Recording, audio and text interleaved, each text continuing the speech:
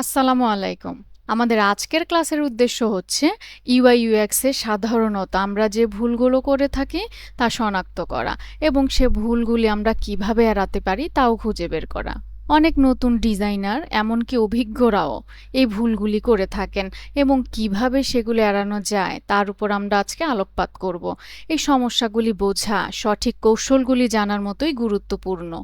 ডিজাইনকে অতিরিক্ত জটিল করে তোলা, অনেক বাটনস, অ্যানিমেশনস অথবা ভিজুয়াল এলিমেন্টস ডিজাইনে ব্যবহার করা। Too much creativity can heart usability, অনেক সৃজনশীলতা ব্যবহারযোগ্যতার ক্ষতি করতে পারে। এর সমাধান হচ্ছে একটি সহজ এবং কার্যকরী লেআউটের দিকেই ফোকাস করতে হবে। স্বচ্ছতার চেয়ে স্পষ্টতাকে অগ্রাধিকার দিতে হবে। মোবাইল রেসপন্সিভনেস উপেক্ষা করা, ডেস্কটপের ডিজাইন দারুণ দেখায় কিন্তু মোবাইলে ভেঙে যায়, এমন ডিজাইন করা থেকে বিরত থাকতে হবে। সমাধান হচ্ছে ফিগমায় অটো লেআউট ব্যবহার করা, সব সময় একাধিক স্ক্রিন সাইজের ডিজাইন টেস্ট করে দেখা। পোর টাইপোগ্রাফি চয়েস, ফন্টগুলি খুব ছোট, খুব ডেকোরেটিভ বা অসঙ্গত। টাইটেলস এবং বডি টেক্সটের মধ্যে কোনো ভিজুয়াল হাইরার্কি নেই। এর সমাধান হচ্ছে পঠনযোগ্য সেন্স সেরিফ ফন্ট ব্যবহার করা, 2 থেকে 3টি টাইপফেসের বেশি ব্যবহার না করা এবং কন্ট্রাস্ট এবং সাইজিং স্ট্রাকচার বজায় রাখা। তারপর রয়েছে লো কন্ট্রাস্ট অ্যান্ড কালার ইস্যুস। সাদা পটভূমিতে হালকা ধূসর লেখা পঠনযোগ্য নয়। পোর অ্যাক্সেসিবিলিটি, ব্যাড ইউজার এক্সপেরিয়েন্স।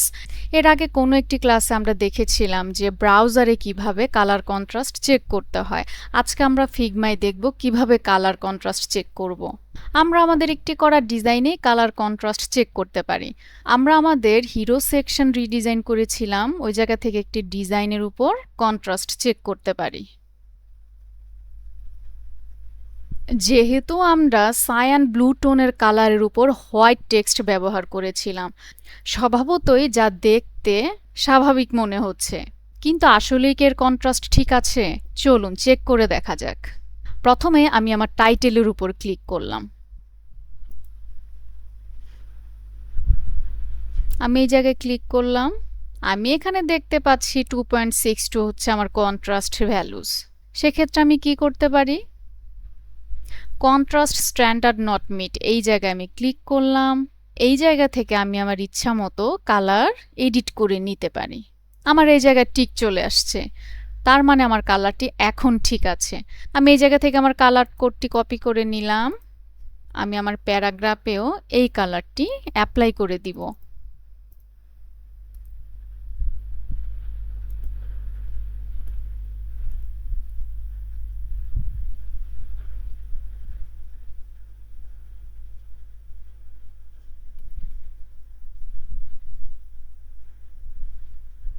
এবং স্ট্রোক 10% করে দিব।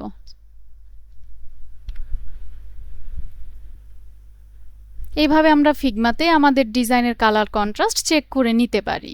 তারপর আমরা আবার আমাদের ফাইলে চলে আসি।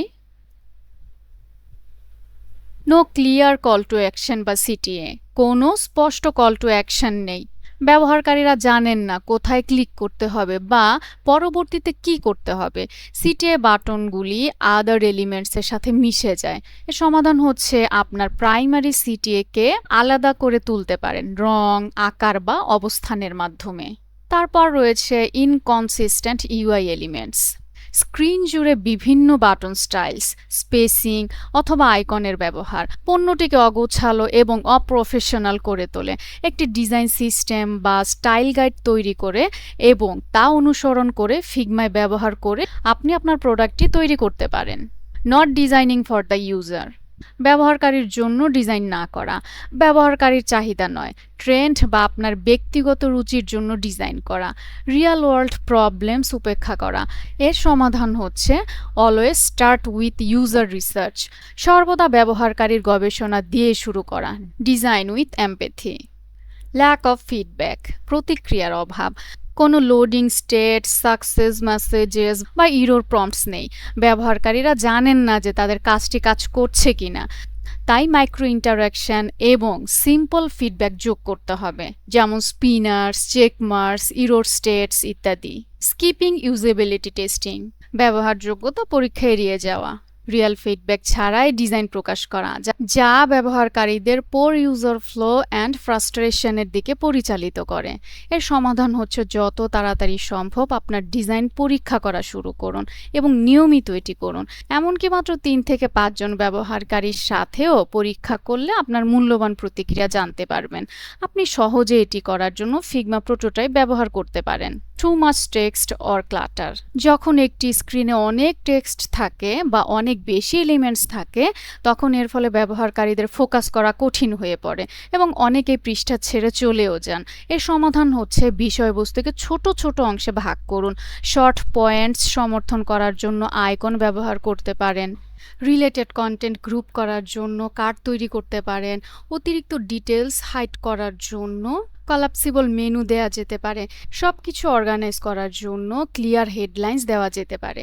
তাহলে একটি পরিষ্কার ইন্টারফেস থেকে ব্যবহারকারীরা তাদের যা প্রয়োজন তা দ্রুত খুঁজে পাবে। সর্বদা ডোন্ট মেক মি থিঙ্ক রুলটি অনুসরণ করুন। আপনার ইউআইকে স্বব্যাখ্যামূলক করে তুলুন। ভিজুয়াল ট্রেন্ডের চেয়ে ব্যবহারকারীর লক্ষ্যগুলিকে অগ্রাধিকার দিন। ভুল করা is part of the process. ভুল করাটাই স্বাভাবিক। মূল কথা হলো দ্রুত শেখা, প্রায়শই পরীক্ষা করা এবং সর্বদা ব্যবহারকারীকে কেন্দ্রে রাখা। আজকের মতো এই পর্যন্তই। সবাই ভালো থাকবেন, সুস্থ থাকবেন। আসসালামু আলাইকুম।